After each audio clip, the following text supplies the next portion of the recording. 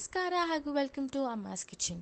ಇವತ್ತು ನಾವು ತುಂಬಾ ರುಚಿಕರ ಹಾಗೂ ಆರೋಗ್ಯಕರವಾದ ಅಕ್ಕಿ ರೊಟ್ಟಿ ಹೇಗೆ ಮಾಡೋದು ಅಂತ ನೋಡೋಣ ಬನ್ನಿ. ಅದಕ್ಕೆ ಬೇಕಾಗಿರೋದು ಅಕ್ಕಿ ಹಿಟ್ಟು, ಈರುಳ್ಳಿ, ಸೌತೆಕಾಯಿ, ಕ್ಯಾರೆಟ್, ಮೆಂತ್ಯ ಸೊಪ್ಪು, ಜೀರಿಗೆ, ಹಸಿಮೆಣಸಿನಕಾಯಿ, ಕೊತ್ತಂಬರಿ ಸೊಪ್ಪು.